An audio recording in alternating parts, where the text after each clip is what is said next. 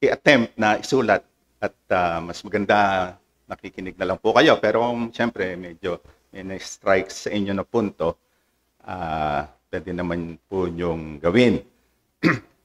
So ito pong ating paksa na ito, actually ito yung malaki.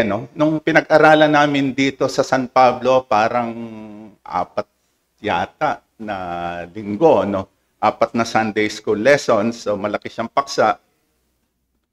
Pero ngayon ay 45 minutes lang ang meron tayo. Pero okay lang po yun, wag po kayong mabahala.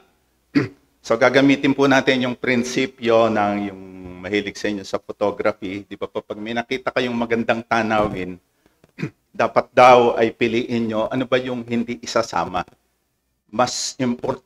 Kasing importante daw yung isasama doon sa hindi isasama. Kasi kung susubukan nating isama lahat ay pwedeng sabog. So ang gagawin po natin ay mamimili tayo. So kumbaga yung isda na yan. So yan ang ating tititigan at yan ang ating focus, magiging focus. So ito po yung outline ng 4 na linggo ng pag-aaral. So ginawa kong F lahat. Bilang mga Calvinist, tayo ay attracted sa anumang 5 ang bilang. So alliterated, pare-pareho yung unang letra. So fears, tapos yung pundasyon, siyempre ang Biblia, yung framework, yung pinakabalangkas ba yun? Tapos yung workshop na hindi na natin magagawa, pero papakita ko po kung paano gagawin. At yung pinilit ito, F, kung ano yung para mga next steps. So ito po yung isda na ating pag-uukulan ng pansin, yung framework.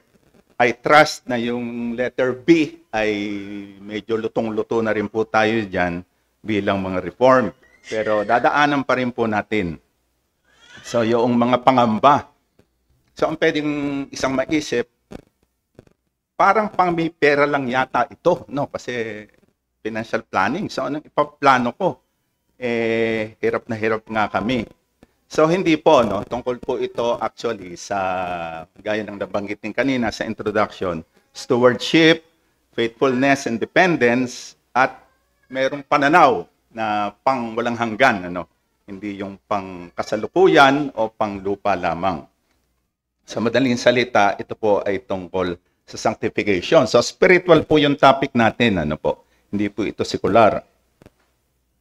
Sabi ni Martin Luther, ay ang conversion daw ng tao ay hindi lang yung isip at isipan, pero dapat daw yung pitaka o ay nako-convert din, So noong pa man pala ay problema na ito, yung purse. Siguro pagka binabaptize, dapat ay isama yung pitaka, para na sanctified yung pitaka. Kasi nahuhuli, sabi ni Luther. Yon, similarly, sabi ni Spurgeon, ang huling bahagi daw na napapakabanal ay yung bulsa, So talagang problema pa talaga ito. So tumututol pa rin, pero kukunti lang naman ang pera ko. So ano ba talagang financial planning ang pwede kong magawa? So ang sagot po dyan, ay di lalo natin kailangan magplano, kung kukunti yan. Kung tayo ay nagkataon si Bill Gates o si Don Jaime, ito nung bata pa, pwede silang hindi magplano, di ba? Sa dami ng pera nila. Pero ganyan pa man, sila ay nagpaplano. Kasi natuto sila ng disiplina na yon. So, ano yung mga dapat iwasan? On the one hand ay fear, pangamba, anxiety, takot. Doon naman sa kabila ay pagiging sakim o kahaman. So halimbawa, gusto natin mag-impok, hindi para sa sanctification, kung hindi tayo nakakahiya pag naghihirap tayo, anong sasabihin ng kapitbahay, kakilala, kaibigan natin. Pwede namang dahil gustong may pera, dahil baka magkasakit, yung mga dreaded disease. So, mali pa rin yan, kasi ang motibo ay hindi spiritual, di ba? Takot ang tutulak. Ang nasa manibela, kumbaga sa sasakyan, ay takot. Kung lalaki o babae, paano pag nabalo ko? O siguro, lalo na kung babae na nagtatrabaho, halimbawa, yung lalaki lang, so, yun ang pangamba. So, kailangan mag-ipon tayo. Dear, wag mo nang bilhin yan. Ipon tayo. Pwede rin naman yung kabila ay malaki kikitain ko rito, di ba? O sayang ito, no? Kaya maya meron po tayo natatanggap na text message dahil ang dami talagang na-scam, no? At yan ay dahil din sa kasakiman, ano?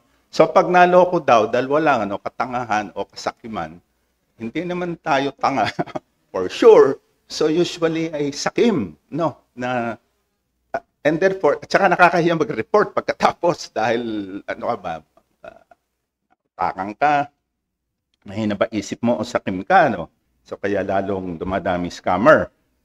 Pwede rin na financial independence, at ito ay nandun sa isang aklat, pero mali rin ito eh.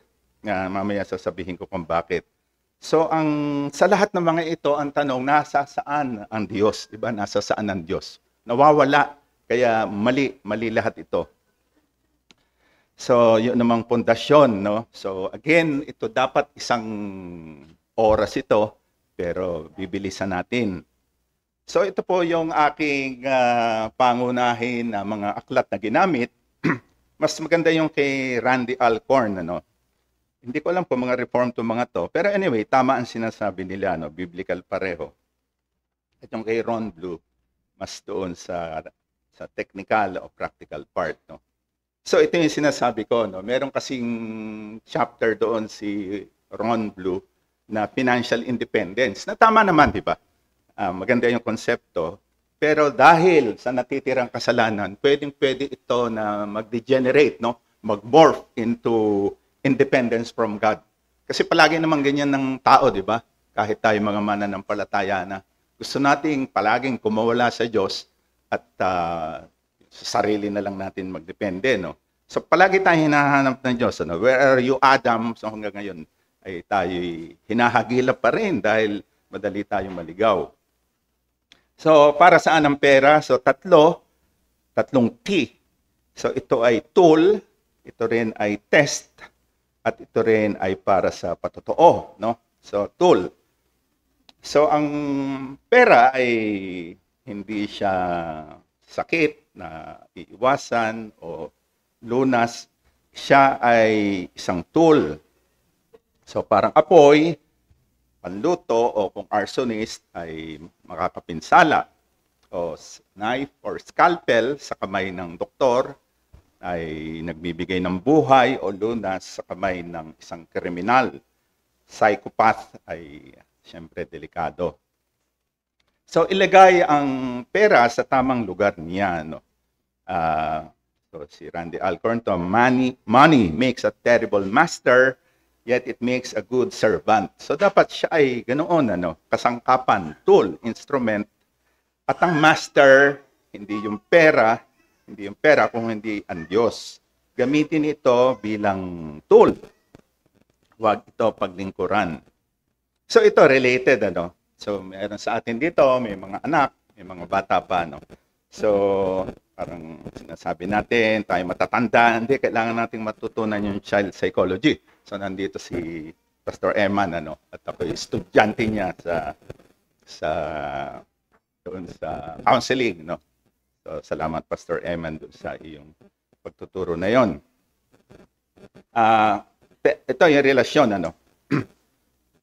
Yung mga bata kasi, ayun nga, expert sila, mabilis sa adult psychology, Kayang-kaya nilang paandarin yung mga magulang, In fact, maliit pa lang sa pag-iyak nila, alam na nila na parang kung ano yung mga buto na pipindutin, So ganun din, yung pera ay hindi dapat ang nagpapaandar sa atin, Narinig niyo na ba yung term na mandando, So yung mga matatanda, kasama na kami ron, ay ginagamit yung term na yan. So parang in command, Espanyol. Dapat ang mandando, hindi yung bata, kung hindi yung magulang, di ba?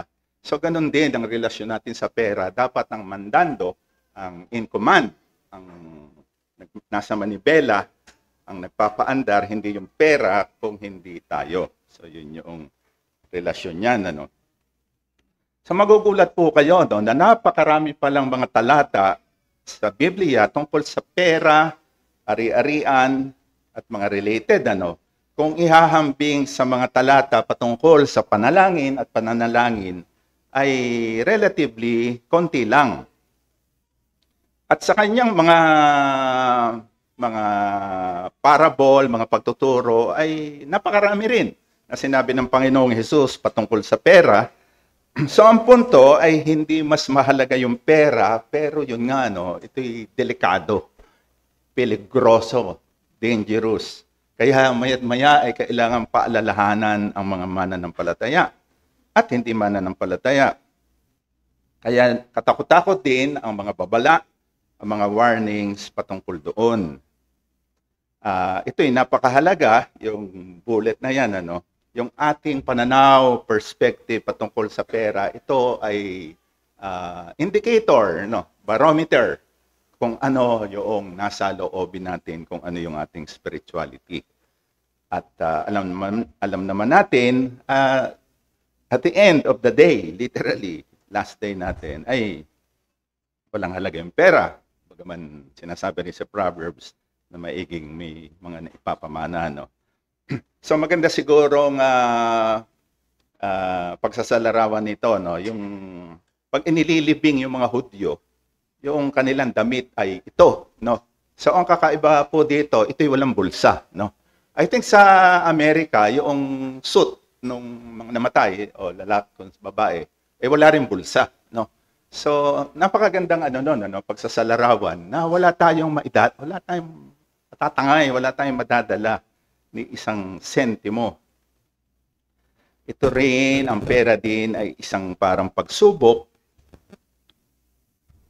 So, di ba, kung tayo po ay nag-aaral, exam, final examination, lalong-lalo na, ninenervous tayo kasi exam.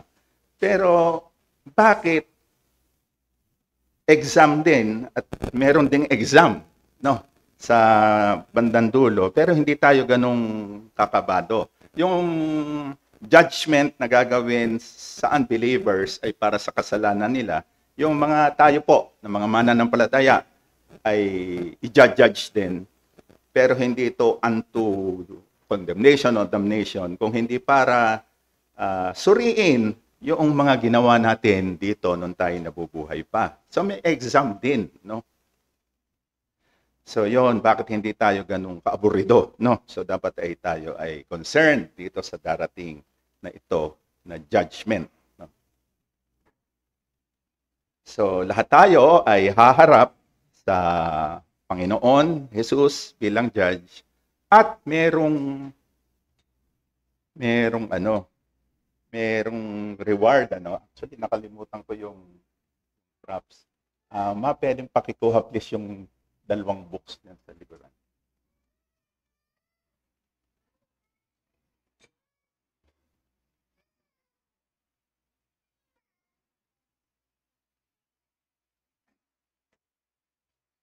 So dinala ko tong aklat na to ni Mark Jones, Dito yata yan. Anyway. So good works and rewards, Kasi parang sinasabi po ni Mark Jones, kung kayo ay okay sa inyo si Mark Jones, maganda rin to, antinomianism. So yung iba rito ay ito rin. Sinasabi niya, yan daw mga reform sa kasalukuyan ay mildly antinomian, kasi nga, grace, so dapat lahat ay biyaya. So parang yung reward ay parang hindi natin masyadong siniseryoso. Kasi natatakot tayo, ba't magkaka-reward? Total depravity, salanan tayo, paano tayo magkaka-reward? So sinasabi niya mali yun, Kasi nasa Bible yung reward. At ang Panginoong Hesus, isa sa kanyang motivation para gawin natin yung tama ay yung reward, di ba? So kung sinasabi niyang ganun, sino ba naman tayo para maging mas magaling pa? So Scripture teaches unmistakably, with unmistakable clarity, that all believers in Christ will give an account of their lives to God. At kasama na rito yung ating naging desisyon sa pamimera. Sa sikat yung Ephesians 2:8, and 9, ano? Pero yung 10 ang nakakalimutan na yun nga, ano, yung good works. At yan yung magiging i-reward ay kasama doon kung bakit tayo iniligtas. So, mahalaga, napakahalaga yung pananaw na pang walang hanggan. Sinabi ni John Wesley ito. So, I'm sure nag-agree tayo dito. At wag daw tayong maaburido o mabahala, no? Kasi talagang, kaya sinasabi ito, talagang naaaburido ang tao, no? Kaya sinasabing, hindi, wag kang ano, kasi wala namang madadala, no? So may isang totoo, malamang ito, no? So ito si John Rockefeller. So alam natin sa tunog pa lang ng pangalan, mayaman. So nung namatay siya, may reporter na tinanong magkano ang naiwan ni Rockefeller, no? So sabi ng accountant, naiwan niya lahat. So ibig sabihin, wala tayong madadala, di ba? Wala tayong madadala. So yan, laying up treasures. Ito pala yun, ano? Yung aklat na yun. Palit-palit na. So, sana po mabasa nyo rin, ano? Para hindi tayo maging mildly antinomian. Yan ang contention o assertion ni Mark Jones. And testimony, no? So hindi ko na po ito elaborate, patotoo. So okay, so pupunta na po tayo doon sa sinasabi nating doon sa coral reef ay yung ipo-focus natin isda. So ito po yung isda, bagay na gusto nating sa umaga na ito ay bigyan ng pansin. So saan pumupunta yung ating pera? Ano ba to? 5, no? 5 lang ang pwedeng kapuntahan ng pera, no? Buwis. So napakahalaga po nito, buwis, no? So sabi sa Romans ay kaya tayo nagbabayad ng buwis dahil tingnan niyo po, may wrath of God. Sabi ni Paul sa Romans. Tapos kailangan tayo magbayad ng buwis para pondohan yung gobyerno. Nang sa ganon yung gobyerno ay ma-implement yung wrath of God, no? So isipin po natin yung pala ating buwis na ibinabayad. Ito pala ay wrath of God fund, no? So dapat ay pondohan yan, ano? Bayad sa utang, no? Hindi ka naman yata makukulong, ano, kung hindi ka magbayad sa utang. Pero siyempre, ang utang ay dapat bayaran, ano? At siyempre, yung sa pamumuhay natin, ano, sa pang-araw-araw. So, and then impok. So yan ang pang-4 sa 5 na pwedeng puntahan ng pera. At pinakamahalaga sa lahat ay yung pagbibigay sa iglesia, sa kapatid, sa nangangailangan. So kaya ko po ginamit na inidoro yung icon noong unang 3. Kasi hindi nababalik yan, di ba? Pero okay siya, di ba? Useful siya, yung taxes, wrath of God. Pero hindi na siya babalik, hindi na siya makikita, no? Pag pinlash mo na siya, goodbye. Pero itong dalawa, at ito ang ating pag-uukulan ng pansin, ito yung babalik, yung binigay at lalago. So, actually, diyan na lang po tayo magpapaikot-ikot, no? Sa prinsipyo na ito. So, ang unang, so kung ikaw ay may impok, so yan yung mga pwedeng gawin yan, ay yung utang ay extinguish, patayin. So, bakit, no? Naisip nyo, bakit nauna yung utang? Kasi dapat po iwasan ang pangungutang maliban na lamang doon sa mga uutangin na nag-appreciate. Halimbawa, bumili kayo ng lote, no? Okay yun, o house and lot, o condo unit. Pero hindi lahat ng condo yata nag-appreciate, no? Pero marami nag-appreciate. Rental income pwede rin, no? In general, ay iiwasan ng debt, no? So may illustration po ako dito. So yung isang motorsiklo, no, motorbike ay 40,000 pag binili mo ng cash. Pero pag pumunta ka sa mga bangko, ay pwede mo itong hulugan halimbawa ng ito, no, 36 months na magbabayad ka ng 2,200. So yun ay magiging 80,000, no? So yun, ano, ang moral of the story is yung 40,000 na motorsiklo ay madodoble ang halaga kung iuutang mo, no? Ngayon, sabihin, kaya maraming umuutang, ang sinasabi kasi, kaya ko naman bayaran, no? Yung patak, yung hulog. So mali po yun. Hindi dapat natin tinitingnan magkano ba yung installment payment. Ang titingnan natin, magkano ang sa kabuuan ang magiging halaga nitong bibilin ko, no? Appliance loan, vehicle loan, motorcycle loan. Kasi ito, nadodoble, no? So lumalaki gastos, sa madaling salita. So ang susi po ay delayed gratification. Ano? Sa maraming bagay, no? So ang isang halimbawa nito, kunyari gusto natin init-init sweetheart dito sa bahay natin. So bumili na tayong aircon, pwede namang hulugan. So yung aircon ay 25,000 lang halimbawa, pero dahil hulugan, 3 years to pay. So madodoble 'yon, ano? So magiging 50K. So ang ano po ang mas magandang gawin? Di dahan-dahan na lang na pag-ipunan at pagka naipon na, at saka bili ng cash. O ang laki nung natipid, di ba? At imbis na yung 25,000 na interest ay napunta ron sa credit card company, napunta ron sa savings, di ba? So, ano pong gagawin? So, pwede magtyaga na lang muna sa electric fan. Kung tatlo kayo sa bahay, bumili ka doon sa yung baka na nagtitinda ng 3, 4 na abaniko o pamaypay. So, pwedeng ganon, ano? So, yung sa motorbike, kanina ganon din, di ba? Kung hulugan ay nadodoble, pero kung pag-iipunan mo ay kalahati na lang, ano? Halos ganyan ang relationship niyan. So, pwedeng mag-tricycle na lamang o sa jeep. So, okay lang yun. So, ito po yung mahalagang bagay din kasi yung mga ganitong nagmamadali, no? Kaya sa Proverbs, sa Bible, iniiwasan yung pagmamadali dahil kadalasan ito may kaakibat, no? May kakambal, may kasama yung kasalanan, di ba?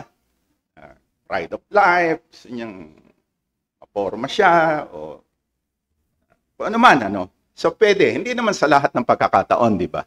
So, sinasabi natin, kaya i-check natin yung ating puso, yung ating motibo, baka mamaya yung now na. Tapos yun nga, ang mahal ay dahil doon. So, pwedeng hindi lang naman mga lalaki ito, no? So, halimbawa, pwede si Mrs. na nape-pressure dahil yung mga kapitbahay, may mga piano na lahat, ano? So, kayo na lang walang piano, wala naman talagang mahilig sa piano, pero parang kailangan magpa-piano tayo, dear, kasi ririnig ko palagi, natotorture ako, nagpa-piano yung mga kapitbahay, no? So, di ba? Di mali na rin, di ba? So, may kasalanan, no?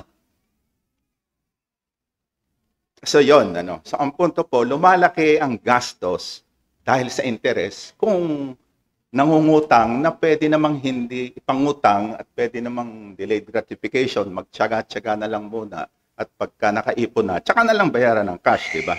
So, yung may utang ay parang may hemorrhaging, no? Kaya kailangan patayin yun, no? Kasi lumalaki yung gastos, di ba? Lumalaki. So, ang pwedeng isang maging tanong ay kung sa mga utang, ano ang uunahin, no? So, patayin yung utang So, hindi yung Bombay ang papatayin. Sana wala ditong racist yung remark na yun. So anong unang i-extinguish na utang?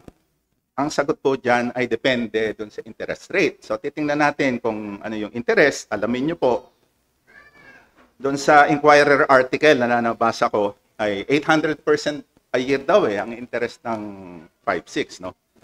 Parang ang laki, no? Pero baka ganun nga. Anyway, sinabi ko na siguro 500%. Utang sa magulang, so usually yan ay walang bayad. Unless kayo kami na yung anak namin ay sinisingil namin na 6% a year. Yan. Pero baka hindi kami modelong magulang, no?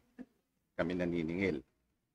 Appliance loan, no? 36% a year, 48%, no? Kagaya nung or vehicle loan. So, yun. So, ang unang papatayin ay yung kahit maliit yon 12,000, since interest expense, noon ay mataas. Yun ang unang extinguish. Yung susunod na mas mataas yung interest ay yun. Tapos ang huli ay yung walang interest, di ba? At saka kung yan ay magulang nyo, baka medyo libang-libangin nyo lang, makalimutan na yung utang. No? Kung may anak kayo, dali nyo yung apo. Ang term dito sa lago na malalansi, yung squid tactic, no? Parang binubuguhan nyo, hindi nyo naman mapapansin. Nagkalimutan na. Pag naman kayo naging paglaki nyo, hindi kakarma po kayo, uutangan din kayo ng joke lang. So, in other words, yung step 1 ay ilista lahat ng utang, no? Kung minsan ang mga tao hindi na po natin na realize yung mga utang, so dapat ilista. Pagtiyagaan natin kasi yan talaga yung kumbaga sa ladder o sa hagdan, yan yung unang baitang, no? Kailangan yung utang. Yung hemorrhaging, yung pagdugo ay maampat, mapigil. So yung savings din na magpopondo ng, kunyari gusto nating dream travel natin, punta tayo ng Europe. So okay naman yon, di ba? At papasalamat natin sa Panginoon yung mga bagay na na-afford natin, assuming na nagagawa natin yung mga mas mahalagang bagay. Gusto natin umpisa ng sarili nating negosyo, o ayaw natin magnegosyo, masakit sa ulo, pero gusto natin mag-invest, palaguin pa, at napakahalaga para makapagbigay pa tayo, di ba? Makapagbigay pa tayo. So, yun po yung susi, no? Yung savings. Ngayon, magkano ang initial o rule of thumb o target, no? So, ang sinasabi po ng mga, pumunta kayo doon sa National Bookstore, no? So, siguro mga 2-3 eskaparate, personal finance. So, ang sasabihin po doon, usually 10% ang rule of thumb. No? So, halimbawa, tapos, isang alalahanin din po natin, hindi kung gaano kalaki ang iyong kinikita, kung hindi gaano kalaki yung iyong ginagastos. And therefore, kung gaano kalaki yung natitira. No? Kasi pwedeng ikaw ay milyonaryo, pero ang gastos mo mahigit pa ron, na wala rin, di ba? Pero pwedeng higit na mas maliit yung iyong kita, mag-asawa, o kung lalaki lang nagtatrabaho, may ipon pa rin. So halimbawa ay kayo mag-asawa o yung inyong mister ay kumikita ng 400,000 a year, yung gross, bago lahat ng deduction. So kung mabigat yung 10%, 40,000 a year na savings, impo, pwedeng mag-umpisa po sa 5%, no? So 20,000. So yun, pwedeng yan in fact, yung susunod kong slide, ay pwede actually tayong mag-uwian na ngayon, ano? Pwede na tayong mag-merienda, kung nakahanda na yung merienda, wala yata merienda, at bring your own ito, no? So pwede na po, no? Pero laliman pa natin ang usapin, at ito po yung isang issue, no? Na lahat tayo dito ay guilty, for sure, ano? Nanakawan ba ng tao ang Diyos? Ito ay rhetorical question. So, pag rhetorical question, di ba? To ask the question is to answer it. Ninanakawan ng tao yung Diyos, Merong dapat siyang ibinibigay, pero hindi niya ibinibigay, di ba? So, ang nangyayari, imbis na magkaroon ng, para magka-savings, dito sa illustration na to, no? Para magka-savings, ay ninanakawan yung Diyos, no? Hindi binibigay yung nararapat, no? So hindi po natin pag-uusapan yung tithing kasi wala tayong oras, no? Pero siguro naman ay alam niyo yun kung ano yung mga pasikot-sikot doon at ano yung mga paniniwala. In any case, ay hindi dapat kinukurutan, binabawasan, ninanakawan ng Diyos yun. So wag natin gawin ito. Yung taxes, no choice. Yung pagbabayad ng utang, no choice. Yung giving, hindi rin ito dapat na giving item in the agenda. Dapat ay no choice dito. No? Non-negotiable dapat. No? So ano ang nararapat? Ang nararapat ay yung living expenses. Yun yung parang buton o knob na pinipihit o kinokontrol. No? So, hindi pwedeng pakialaman yung buwis, hindi pwedeng pakialaman yung bayad sa utang, mga obligasyon yan. Obligasyon din na number 1 yung giving sa Panginoon, so no choice. So, ano na lang ang natitira? Yung living expenses, di ba? Para magkaroon ng ipon, ng impok, yung living expenses. Ang pinakamalala na pwedeng mangyari ay yung living expenses ay, sabi nga, shooting through the roof, na talagang naging nagwala na. So wala na ring impok at pati Diyos ay yun nga patuloy na ninanakawan. So ang gusto natin ay ito, yung kanina rin, kontrolin yung living expenses at ididetalya natin ng konti mamaya nang sa ganon ay magkaroon ng impok. At yun yung 10%, kung kaya nyo pong 10% sa ngayon at pwede palaki ng palaki. Kung naman mabigat yung 10% ay 5%.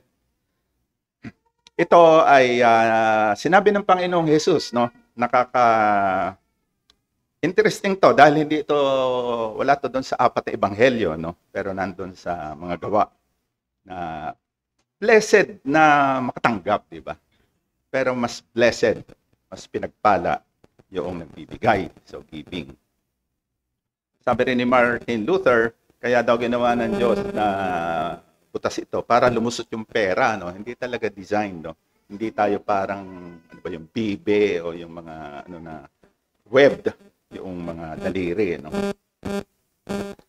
Itong aklat na ito ni Randy Alcorn ay sinasabi niya rin na hindi natin madadala ang pera sa kabilang buhay. Pero sabi niya, medyo intriguing. So, ikritik nyo rin po, basahin nyo rin. Pero pwede raw ipadala. Ipadala ahead sa pamamagitan ng pagbibigay. So, ang kanya pong tinutukoy dito yung rewards. Hindi natin madadala yung pera, pero kung yung pera ay ating magagamit, ma-employ sa giving, sa church, sa gawain ng Panginoon, sa mga kapatid na nangangailangan, ay tayo ay nag-iipon ng treasures in heaven na yon ay bibigyan ng karampatang gantimpala. So, babalik tayo dito sa usapin na ito. So, yan. Hindi mo madadala yung pera at ari-arian, pero pwede mo raw ipadala na una pa. So, ito, medyo magiging technical na tayo dito, pero madali lang naman, At gusto ko lang ibalik palagi na hindi ito patungkol sa paano yumaman, although kung hindi po tayo mananampalataya lahat dito, ang magiging pamagat talaga nitong seminar na ito ay how to get rich. Kasi pag talagang gagawin nyo, religiously, meticulously, talagang dadami yung pera nyo. Pero yun nga, malilihis tayo kasi hindi ito sa paramihan ng pera. Ito ay tungkol sa sanctification. So, kailangan po nating maya't-maya paalalahanan ng sarili natin dito. So, yun nga, yung impok ang mahalaga. So, merong 6 na baitang, yung hagdan. So, napag-usapan na natin, yung unang-una sa lahat ay extinguish lahat ng high interest debt. Credit cards. Huwag po kayong magiging revolver. Yung revolver, yung nagbabayad lang ng minimum. Actually, yun ang gustong-gusto ng mga credit card companies. Dahil napakataas yung interest nun, mga 30-40% per annum. Kaya may matatanggap din kayong text palagi na itong binili ito, gusto mo bang hulugan na lang, Kasi nandun talaga ang kita ng credit card company. So kapag ka po na na natin lahat yan, at ang natira na lang ay yung housing loan, so okay yan. Loan sa magulang, pwede natin i-dribble. Ang pangalawa ay magtabi tayo ng 1 buwan na living expenses sa bangko. Savings or checking account.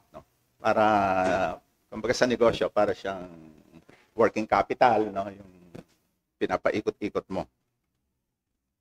Tapos, kapag okay ka na sa step 2, pwede ka nang pumunta sa step 3, kung saan bukod doon sa 1 month na yon ay meron ka pang karagdagan na 3 to 6 months living expenses.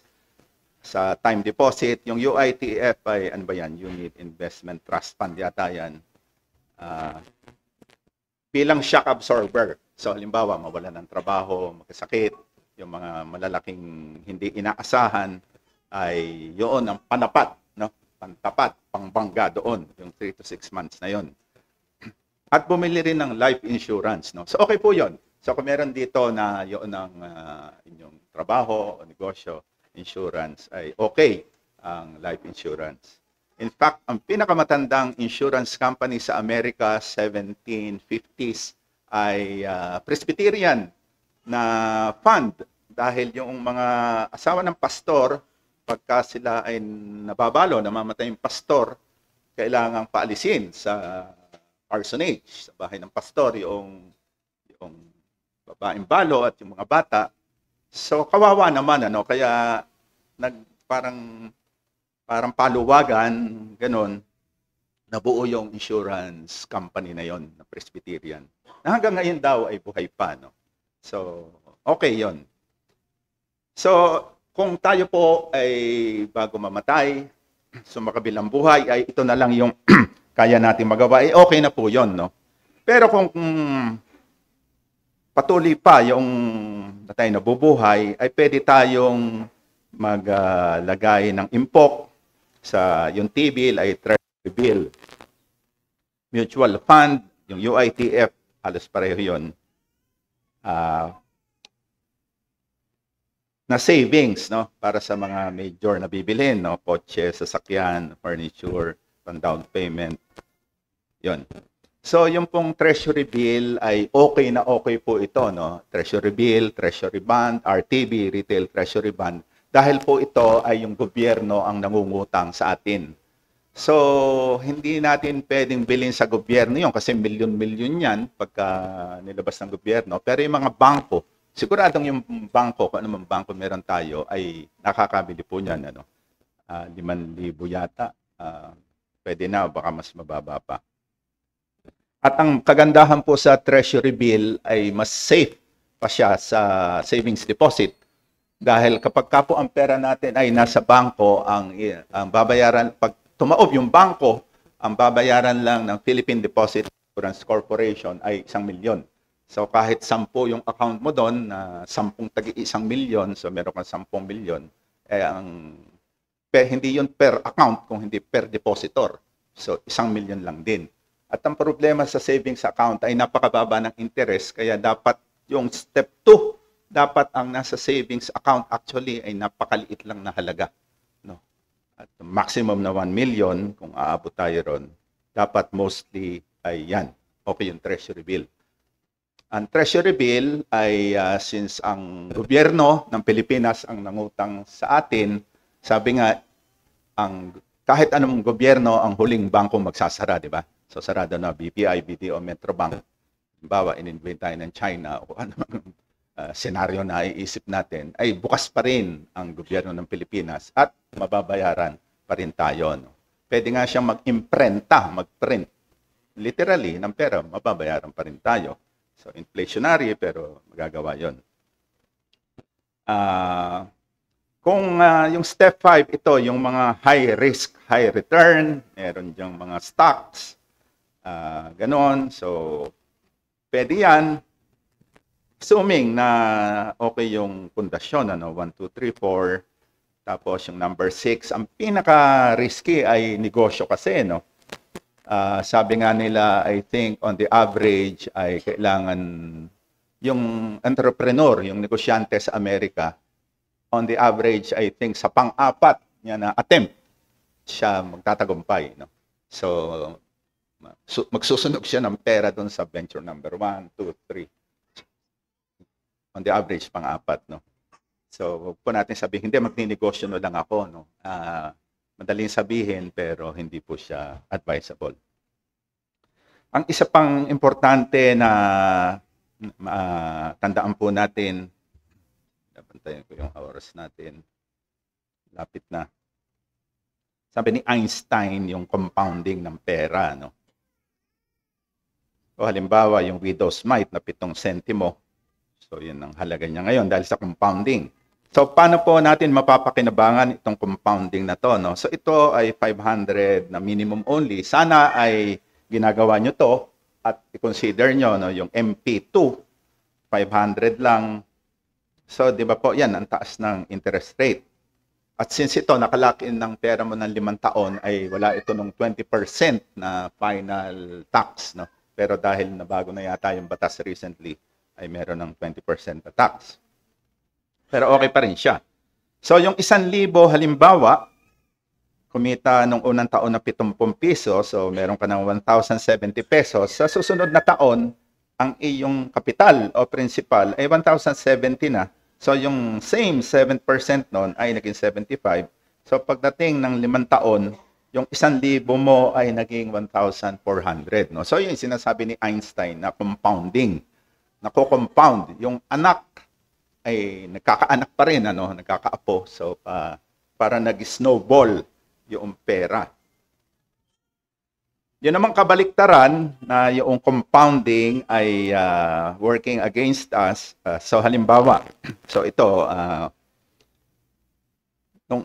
nung ikaw ay age 21, pero pwede mong age 31, age 41, illustration lang to. So halimbawa, age 21, nag-impok ng 5,000, tapos 5 taon niyang ginawa yon, 5,000, 5,000.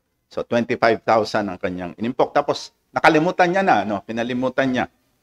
Nilagay niya sa MP2, halimbawa.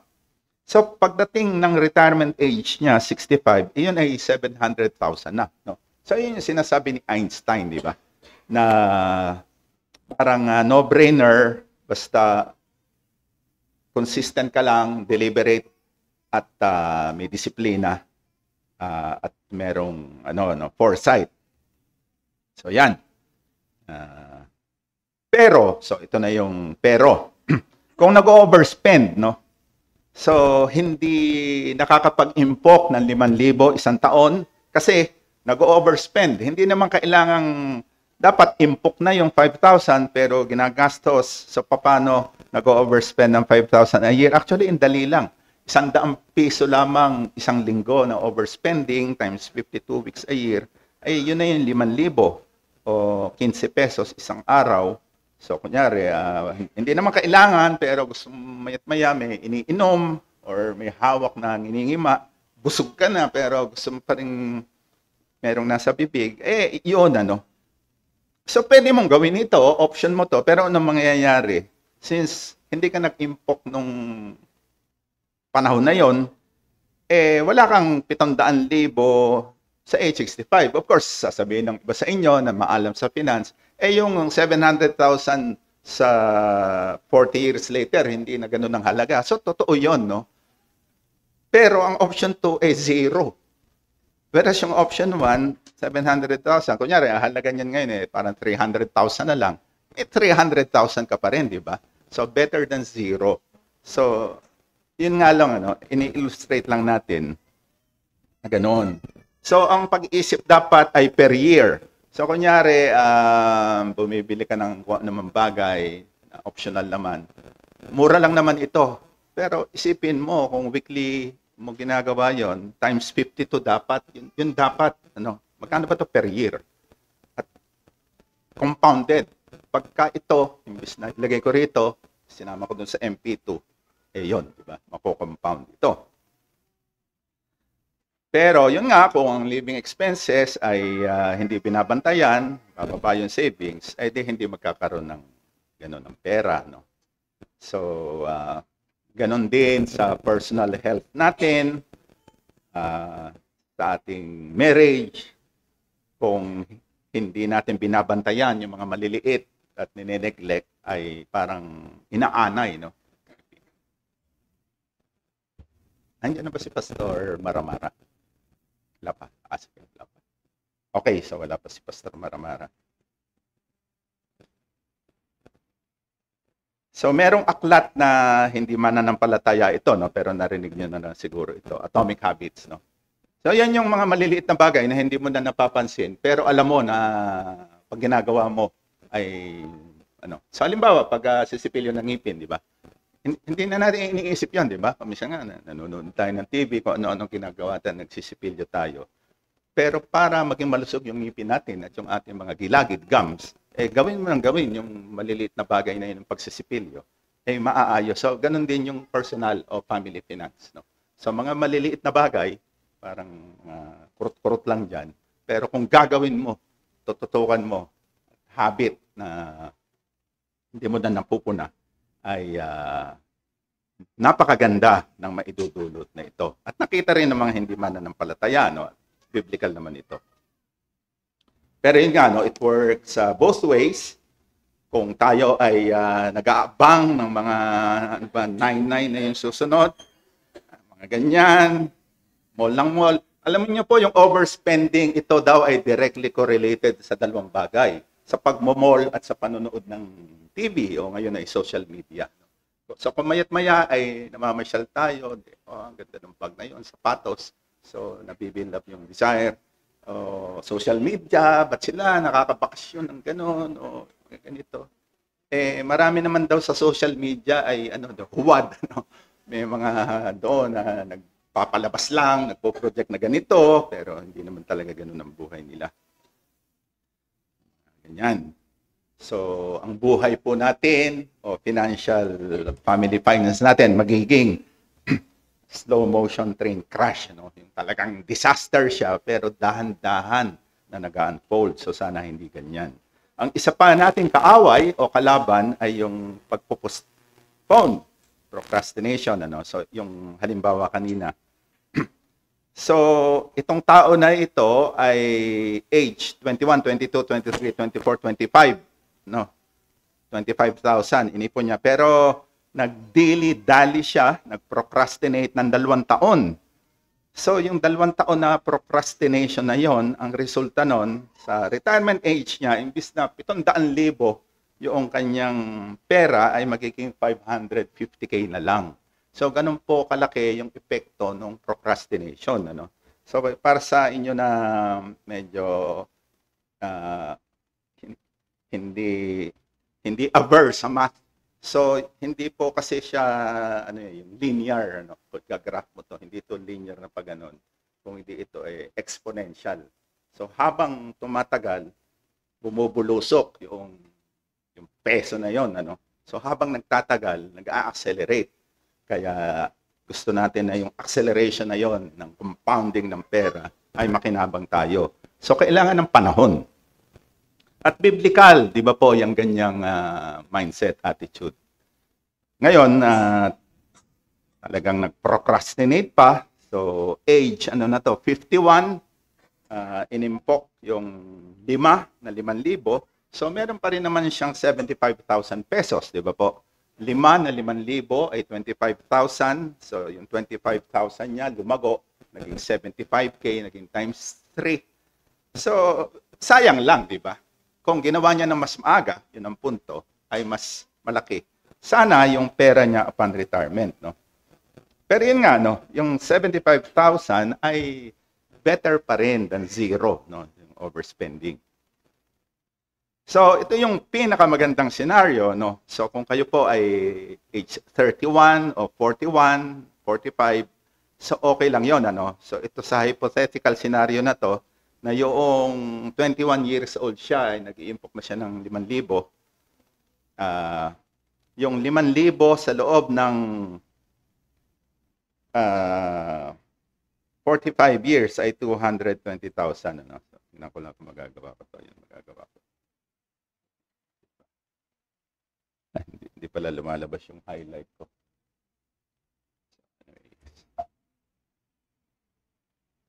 Ay magiging siyang 2 million, Magiging siyang 2 million, di ba? So siguro, hindi ito masyadong simplistic to, So pwedeng 1,000 lang to dahil bata pa, so habang tumataas yung sweldo, palaki ng palaki, So pwede rin. Ganito rin ang kakauwian nun, Kung halimbawa ay hindi siguro natin kaya ito, Pero halimbawa lang, yung 5,000 a year ay ginawang times 10, 50,000 a year.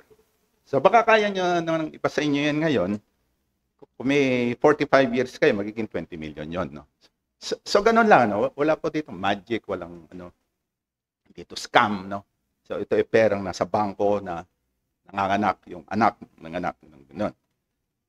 Pero again, warning, beware of financial independence. At sanctification po itong usapin na ito kasi baka maligaw tayo. So ito ang gusto nating scenario. yung living expenses, ang knob o buton na pwede natin pihitin, kontrolin, bantayan ang living expenses para na sa ganon ay magkaroon ng impok. Ideally, mag-umpisa sa 10% o kahit na 5% a year. So, ang common thread o running theme ay lahat dapat ng desisyon natin na praktikal sa pamimera ay ating ituturing na spiritual na bagay. So, tapos na po tayo doon sa isda, sa focus natin. Yung workshop, hindi natin magagawa, no? Kasi wala tayong panahon. In fact, ubos na nga. Pero yung Excel na spreadsheet na ito ay ibibigay ko po, email ko kay Bebot, tapos si Bebot, Mrs. Cole, yan nyo, kay Ate Heidi, o kung sino ang i-designate ni Ate Heidi, para hindi nyo na po gawin ito, di ba po? Ipa-plug nyo na lang. Excuse me. So, yung column A, amount received monthly. So, tapos yung received annually, column B, as in Bravo. So, yun yung bonus. Tapos, merong annual. No? So, lahat ay ating tinatrack dito. So, yan. At kung umabot tayo doon sa hanggang step 3 sa pamamagitan nito, ay okay na po yun. Para doon sa mga ngayon pa lamang ay nag-iisip na ayokong gawin yan kasi ayoko niyang budgeting, numero. Actually, ano rin po ito, liberating, di ba po? Na sabi na po ba rito sa pulpito o sa pag-aaral dito sa TBC, na merong isang park, no? Sa US to. Yung mga bata, halimbawa ito yung park, kalye. So yung mga bata, naglalaro sila sa gitna lamang. Kasi nga, syempre, natatakot sila doon sa mga sasakyan at tama lang. Pero ang ginawa noong community o gobyerno, naglagay ng bakod doon sa edge, noong bloke. At dahil merong bakod, yung mga bata ay mas malaya na ngayon nakakapasyal kung saan-saan, di ba po? Sa ang punto ron, yung gabay, yung guide, yung role, ito budget, siya ay parang bakod, no? Na once na naset niya na yung budget nyo, meron kayong mga pwedeng luho na gawin, pero wala kayong qualms, di ba? Hindi kayo makukonsyensya dahil hindi. Nakaset yung budget, eh. So kahit na mag-splurge kami ni Mrs., ang mister ko sa ganito, okay to. Kasi nga ay yun yung part, no, nalagyan ng boundary, no. So sana po ay yun ang ating maging motibasyon na liberating ito. So okay, maigi, wala pa si Pastor. I-wrap up na po natin, ano. So yun, merong budget, tapos yung pinaka-prinsipyo, spend less than you earn, no. Yung itlog pa lamang ay wala tayong magbilang ng sisiw, di ba po? Yung ginagastos na hindi kasi may bonus, no? So mali yun, ano. Step 1 yan, sa consumptive living. So ano yung consumptive living? Ano ang mga palatandaan ng consumptive living? Yon, yung pagbibigay ay nako-compromise. Nag-upgrade palagi, no? So okay naman yung iPhone na nabili niya a few years ago, pero nabibighan siya, na may mesmerize doon sa mga magagandang advertisement ng Apple, no? So para bang tapos pagpapanoorin niyo yung mga review sa YouTube, yun ay binibigyan ng unit na yon. So talagang poporihin nun. So maiengganyo kayo mag-upgrade, no? Pero hindi talaga kailangan. In fact, sa US nga, meron ngayong movement na parang counter-revolutionary na hindi tayo mag-upgrade. Kasi niloloko lang tayo ng mga big businesses na yan. So, palaging gustong may gadget. Okay naman yan, no? Pero hindi tayo dapat na dyan. Tapos, yung damit, gusto palaging bago kasi nagpapasikat, gustong umorma. Okay naman, siyempreng disente tayo, no? Pero baka yung puso, no? Puso ang pinag-uusapan. So, daming utang. Yung keeping up with the Joneses. May piano yung marami sa kapitbahay, hindi kailangan may piano rin tayo. Madaling bumilib. So yung mga taong madaling bumilib, ganda nun. Usually, yun din yung gustong mga taong magpabilib, di ba? So, go overspend sila, bibili sila ng kung ano-ano. So, ito yung, siguro, guilty rin tayo lahat dito, no? Pupunta tayo sa mall, naghahanap tayo ng mabibili, no? So, wala naman talaga tayong kailangan, ano? Pero para bang failure yung trip sa mall pagka walang nabili. So, pagka nakita natin ang sarili natin na naghahanap ng mabibili, ay dapat, red flag, na alarm, na umalis ka na ron o sampalin mo yung sarili mo. Hindi ko kailangan bumili, no? Yung asawa natin sasampal sa atin. Ang dami ng tampak sa bahay, ano? So ito, isang sign din to, no? Tingnan niyo yung inyong mga cabinet, mga shelves, no? Baka hindi na magkasya yung mga damit o yung mga kung ano binibili sa Lazada. Consumptive yon, no?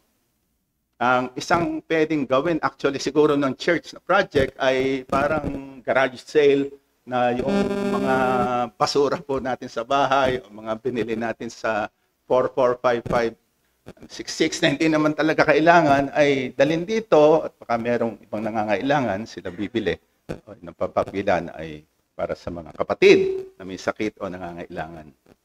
Kaya kung ayaw mo ng budgeting, ito na lang, no? So, pwedeng ito na nga yung takeaway. So, 10%. Tapos, kung pwede, habang pinagpapala ng Panginoon, yung ating pamimera ay palaki ng palaki. Yung ibang tips, kung ang inyong credit cards ay 2, 3, 4, 5, ang sinasabi ng mga aklat, no, kahit sikular, kung pwede sana isa na lang. No? Kasi yung fees, no? Every year may fee. So, additional na naman yun na expense na hindi kinakailangan. No? At pag credit card daw kasi, napakadaling bumili. No? Kasi parang hindi mo nararamdaman di ba? Tatap lang sa swipe, nabibili na. Whereas yun, kung cash na binibili, parang mas may, mas may impact na hindi. Hard-earned cash ko to. So, pay in cash. At ang isa pa maganda sa cash, nakakadiskwento. So may mga tindahan na pwede nyo sabihin, pag po cash, magkano? Sabihin lang nagiging 5%, 10% less. So malaking bagay yon dahil halimbawa sa loob ng 100 taon, 100,000, 200,000 yung bibilin nyo, nalihito mo naman. Kung 5%, 10% ay nasisave nyo dahil cash palagi bayad nyo, o di sa 10% ng 100 o 10,000. Diba po? 10,000 na yon. Ang credit card, comparison shopping, wag impulsive. At pag nakabili na kayo, ay hindi na rin kayo dapat ulit, no? Kasi may tinatawag na buyer's remorse, no? Yung nabili mo na, tapos window shopping ka na naman, ay nako, mas mura pala ron, mas maganda to. So dapat hindi mo na gawin yon. Comparison shop sa una. So, due diligence, din ang tawag niyan, do your due diligence at once na, at manalangin ka, dapat pinapanalangin lahat, magbabay impulsively. Minsan si Bebot sa checkout ng hardware, yung maraming mga kung ano-ano. So, tumitingin ako, sabi ni Bebot, hindi mo kailangan yan. So, sabi niya, hindi mo kailangan yan, pero hindi niya pa nakikita kung ano yung gusto kong bilhin. Pero tama siya, dahil malamang yung pupulutin mo ron na kung ano-ano ay hindi ko kailangan, di ba? Impulse buy. Sa supermarket, habang nakapila ka, ang dami ron sa kaliwat kanan, di ba? Mga tsokolate, mga ganon. Kasi alam ng mga marketers na ang tao ay compulsive sa maraming bagay. No? Kaya sinasamantala nila na yung ilang minuto kang nakapila ron ay binobombard ka ng mga yon. Hindi mo kailangan. May mga bagay na mas okay na upahan na lang kaysa sa bumili. No? Kasi kung minsan, kunyari, mga lalaki mahilig sa tools. Bibili ako nitong power tools na to dahil may project ako. Pero pwede namang humiram kahit nga magbayad Kasi baka yung tools o tool na binili mo, after nun, hindi mo na gagamitin ever, Gusto mo lang nabilin, So unwise. Sa iba, o maraming pagkakataon na bumili. Ayun, negotiate, di ba?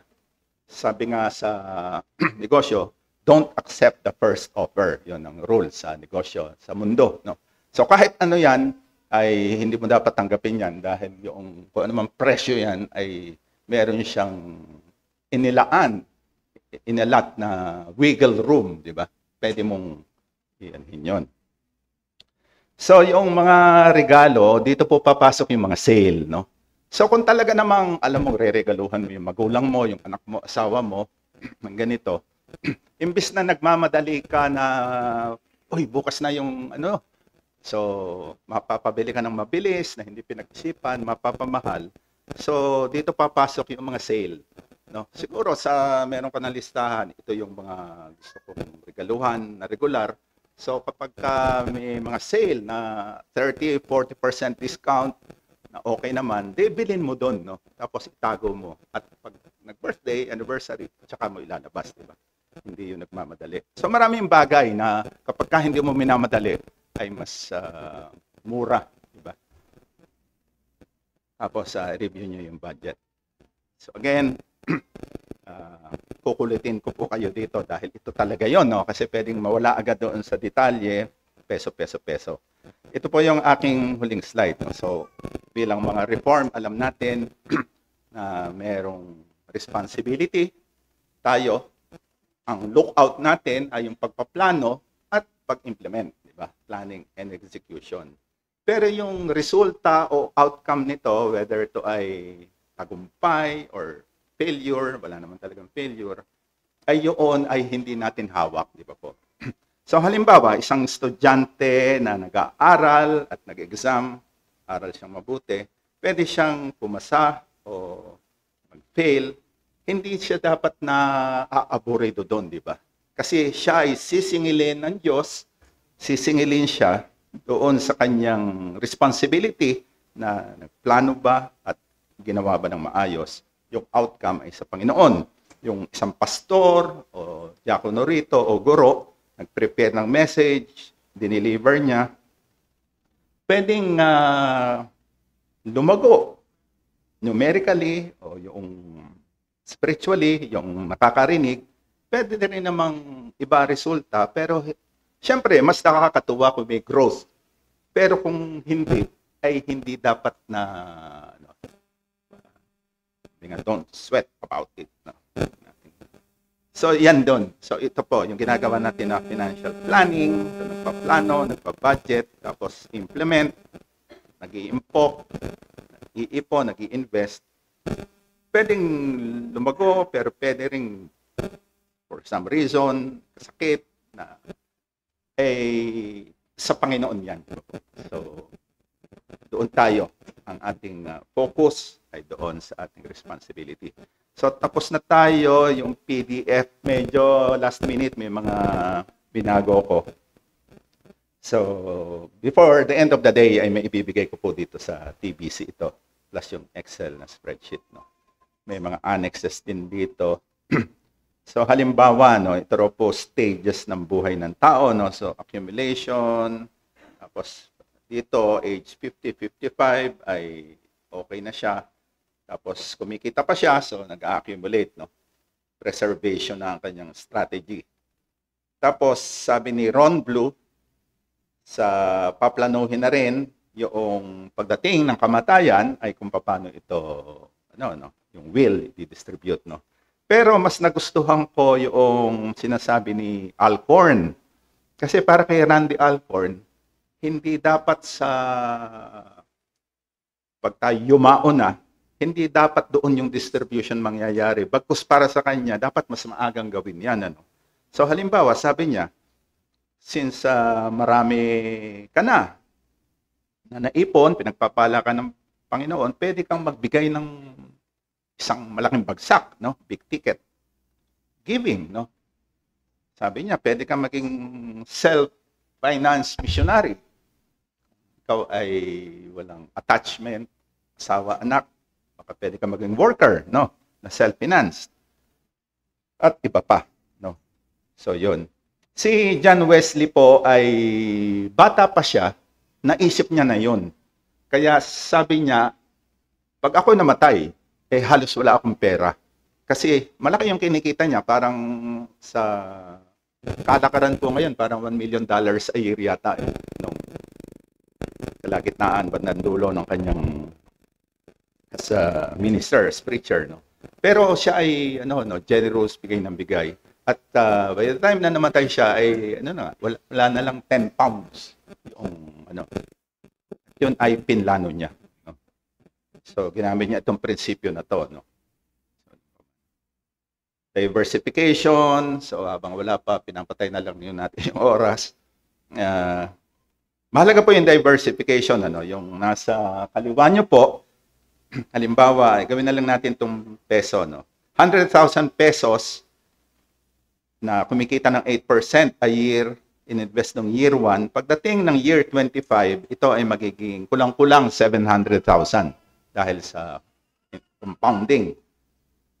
Pero kung yung parehong 100,000 piso na yon ay diniversify, ibig sabihin, hinati-hati, yung 5 na 20,000, yung una, magmula sa baba ay nalugi, no? Nalusaw. Yung pangalawa ay tabla, walang kinita, no? After 25 years ay yung pa rin, yun, 20,000 pa rin. Yung gitna ay kumita ng 5%. So, medyo okay. Pero yung dalawa, yung huling dalawang 20,000 ay kumita ng 10% at 15% halimbawa, ay, di ba, talo pa rin. Mas okay pa rin itong diversified kaysa doon sa safe na investment na hindi diversified. Sabi po ng mga eksperto sa investment, mas mahalaga daw nga yung diversification kaysa doon sa mismong pagpili saan ko ba dadalhin yung pera.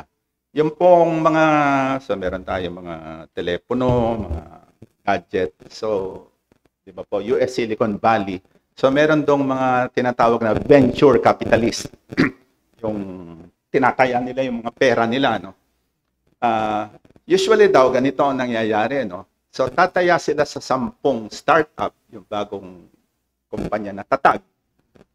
Kadalasan dito ay 7, 8, 9 ay malulugi. Pero usually, meron dong isa na magtatagumpay at yung pera na nilagay nila doon sa 10 na yon ay bawi yung lahat ng naluging kumpanya, startup, no? So again, ang prinsipyo nga doon ay diversification. Okay, so tapos na po tayo at sinamantala lang natin yung dito si Jonat, si Doris. So, hello, Jonat.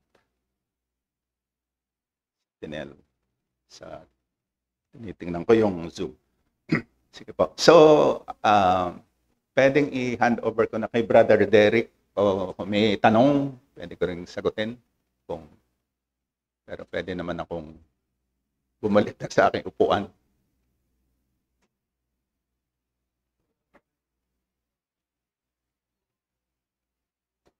Hello? Sound low. Yan. Yan. Thank you po, Deacon Lawrence. So, question po, ayan, this is from Brother Jess.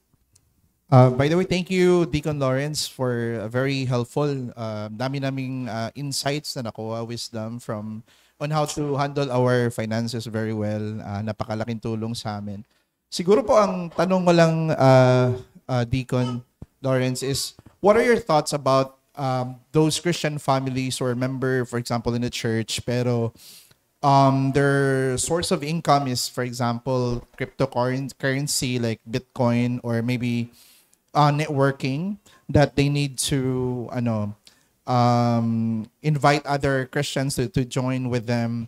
What are your thoughts about that? Thank you. Okay, so thank you doon. So, pwede nating ibalik doon sa ating hagdan. Ito.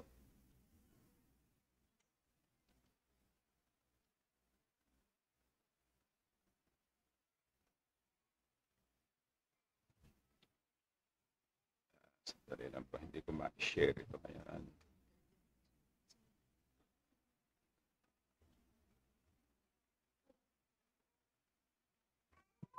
So okay, habang pinuput up ko po ito sa screen, yung mga okay, ang isa sa sikat na investor si si Warren Buffett, no? Warren Buffett, parang buddy ni Bill Gates. Huwag ka daw dapat mag-i-invest sa kahit anong bagay na hindi mo naiintindihan, ano. So kung yung kausap natin ay papaliwanag natin, ano, kung hindi niya mapaliwanag, parang generalities lang o tawag motherhood statements, no, motherhood general ay hindi niya rin siguro alam. Si Warren Buffett, isa lang daw yung naging investment niya na hindi niya naiintindihan, yung BYD, no, kotse na electric. Kasi lahat ay naiintindihan niya, pero umalis na rin yata siya doon, no. So yon, wag tayong papasok kung hindi natin naiintindihan yung cryptocurrency, foreign exchange, mga high-tech, high-risk, high-reward, wag natin siyang puntahan. Tapos, pwede nating puntahan yon, siguro step 6 na yon, yung tipong na build na natin yung pundasyon, yung structure ito, at meron tayong pera na pwedeng malusaw, na hindi sasama yung loob natin, ano? Pero yung papangutang pa natin, o perang nakalaan dito, i-divert natin doon. Kasi baka mamaya nag-a-appeal sa grid. No? Kasi mga crypto na yun, ano yun, di ba? Talagang roller coaster yun. Maintindihan yun. Okay. Thank you dun sa tanong. Ay, Deacon, thank you po dun sa lessons po. Siguro po yung other questions po natin ay mamaya na po during pag po natapos na po yung mga ibang sessions natin. So, again, thank you po Deacon Lawrence for the lessons na natutunan, na ibagay niyo po sa amin. So, currently po, 10:30. So, we will have our short break. And by the way po, habang nagbe-break po tayo ay